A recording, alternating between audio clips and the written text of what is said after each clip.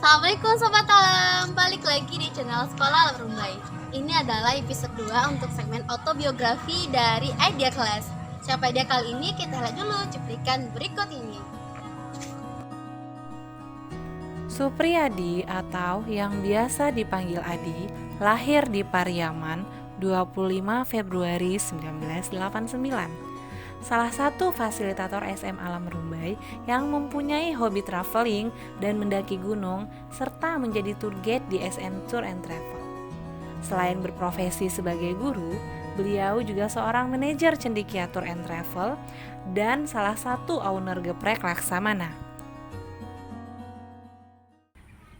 Yap, itu dia cuplikan dari Pak Supriyadinya. Kita langsung panggil saja beliaunya ya untuk duduk di kursi panas. Assalamualaikum Mel. Waalaikumsalam warahmatullahi wabarakatuh. Apa kabar Pak? Seperti yang boleh lihat, alhamdulillah luar biasa, semangat menggebu-gebu. Asik. Semangat ya. Oke, terima kasih sudah hadir di segmen autobiografi. Ini adalah episode 2. Nah, untuk teman-teman yang pengen tahu apa itu Idea Class, nah silakan cek di episode sebelumnya, maksudnya yang tentang Pak Zikrinya. Nah, ini adalah episode 2 untuk Pak Supriyadi. Kita langsung tanya jawab saja ya Pak. Baik, siap. Nah, apakah ada rasa minder ketika Bapak berjualan sambil kuliah, dan apa motivasi Bapak kuliah jauh dari rumah? Baik, untuk pertanyaan pertama ya teman-teman Ranger, apakah ada rasa minder? Jawabannya tidak. Karena apa? Karena kami berjualan kala itu ingin mencari sesuatu yang sangat luar biasa baik. Yakni yang pertama, tahajud kami bisa lebih rutin, terus memberikan manfaat untuk teman-teman kami. Bakwan yang ada itu bisa untuk dalam waktu tertentu bisa kami berikan kepada teman-teman satu wisma atau satu tempat, satu rumah ketika kos itu, ketika masa-masa kuliah itu, dan terus bisa menambah penghasilan kami untuk menunjang perekonomian kami sebagai anak kos kala itu, seperti itu. Dan jawaban kedua, ya Bu, motivasinya apa sih? Motivasinya yang pertama adalah karena pelajarannya.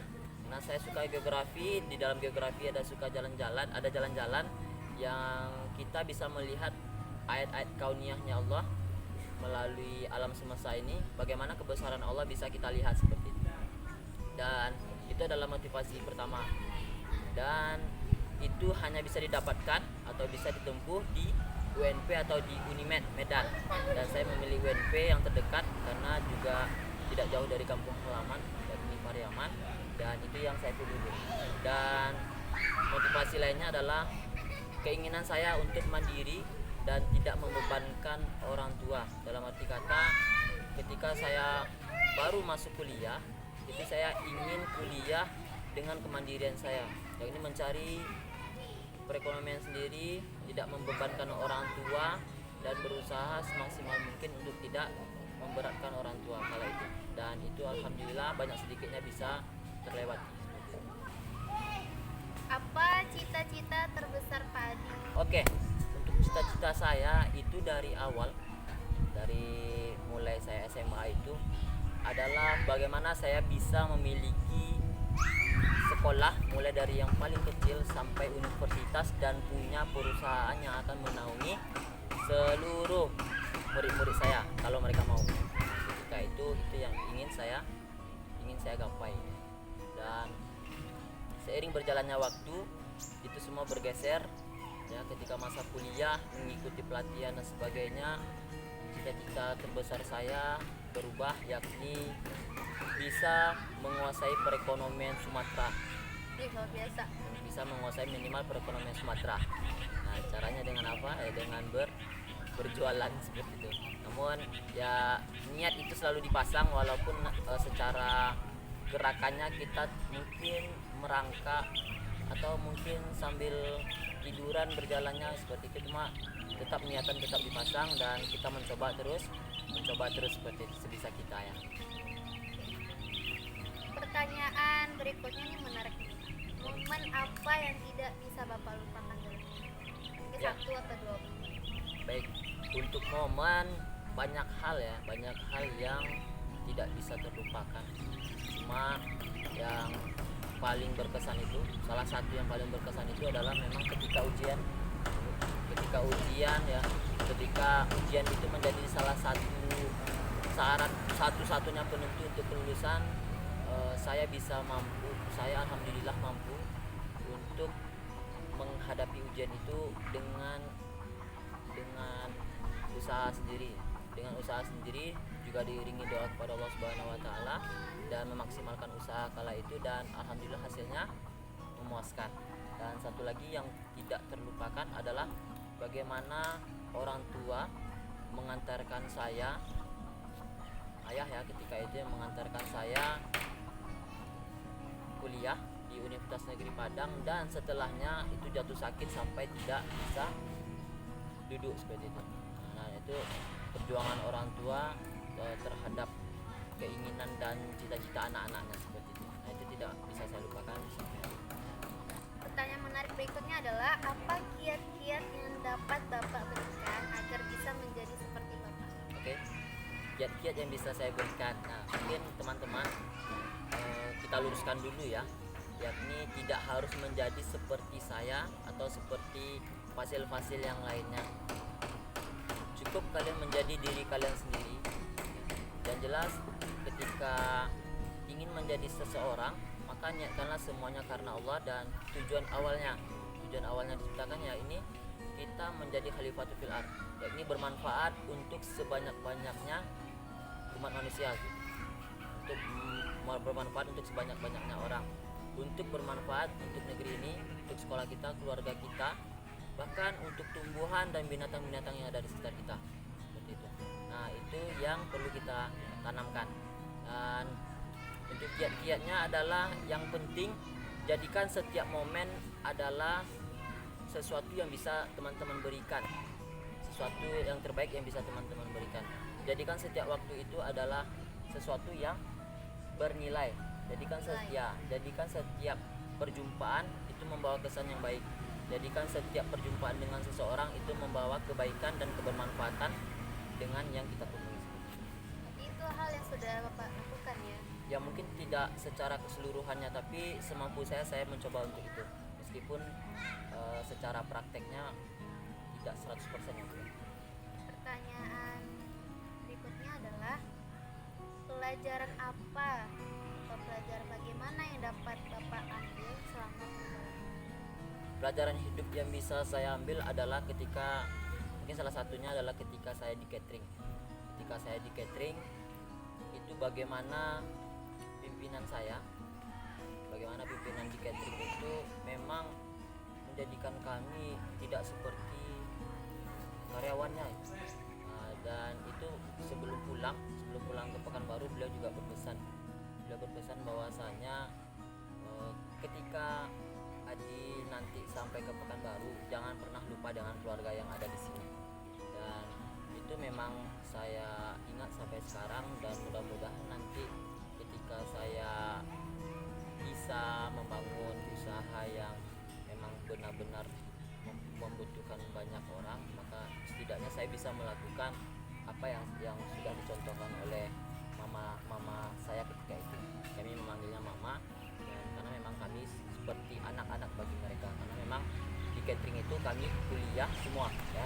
Jadi teman-teman catering itu adalah dari rata-rata dari UNP, dan bagaimana mama ini memperlakukan kami memang seperti anaknya, dan kami seperti keluarga besar. Dan bahkan ketika saya sudah di Pekanbaru itu sampai diminta hadir untuk merayakan miladnya LK Catering Linda Kusma Catering and Wedding Organizer. Karena itu ketika itu hujan lagi curah hujan lagi tinggi-tingginya dan menyebabkan longsor di daerah perbatasan Riau dan Sumbar. Iya.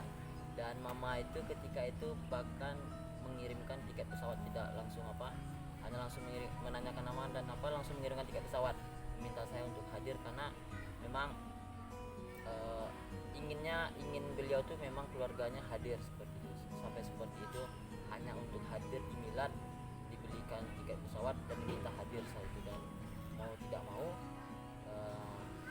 itu harus saya ikuti, dan Jadi Pak saya hadir senang saat ya, itu. dan saya senang berkumpul lagi bersama keluarga Tindak Semua Catering. Dan sampai saat hari ini itu saya pegang. Nanti jika seandainya usaha ini berjalan membutuhkan banyak orang, ya bagaimana karyawan kita itu menjadi keluarga besar yang memang benar-benar keluarga besar. Oke, itulah tanya jawab dengan Pak Supriyadi, pertanyaan yang dari Ranger SM. Mohon maaf apabila ada pertanyaan yang belum bisa kita jawab di episode ini. Bagi teman-teman SM atau teman-teman yang ada di sekolah Alam Rumbai atau yang lagi nonton ini pengen tanya lebih banyak lagi atau masih kurang puas jawabannya, nanti bisa tanyakan langsung di akun beliau. Oke, atau misalnya penasaran dengan cerita mini autobiografi beliau, bisa lihat di link di description box di website kita www.sekolahalam.org. Nah, sebelum kita penutupnya, pengen kasih dong statement terakhir dari Pak Sup untuk teman-teman. Oke teman-teman, statement terakhir dari Bapak yakni mulai dari teman-teman bangun tidur, mulai dari bangun tidur hingga tidur lagi, usahakan semuanya dalam niatan karena Allah Subhanahu wa taala, agar setiap waktu yang kita lalui itu bernilai ibadah dan setiap waktu yang kita lakukan adalah bernilai pahala.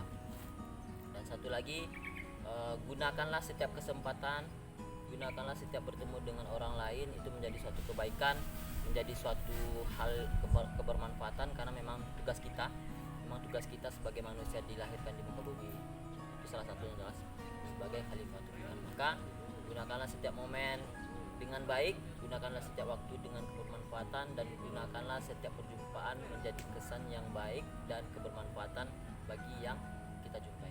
Mungkin itu saja. Oke, terima kasih statement terakhir dari Masuk. Kita berarti menjadi orang yang bermanfaat dan memberikan kebaikan. Oke, nah sebelum penutup ada satu pengumuman, itu satu pertanyaan terbaik dari episode sebelumnya. Itu pemenangnya adalah Syaira. Yap, selamat buat Syaira, dapatkan satu buah kaos sekolah aneh ya. Oke, nah teman-teman dari episode 2 dapat juga draw prize, yaitu 3 pertanyaan terbaik ya Pak ya. Hadiahnya apa Pak? Hadiahnya adalah hadiah yang istimewa, yakni geprek Laksamana ya. Geprek Laksamana buah untuk geprek 3 Laksamana pertanyaan terbaik. Nantikan pengumumannya baik di episode berikutnya ataupun nanti di pengumuman di tempat lainnya. Terima kasih Pak Supriyadi sudah Sama-sama, Ibu. hadir. Sama-sama. Semoga memberikan manfaat buat kita semuanya.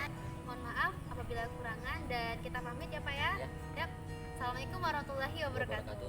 Dadah.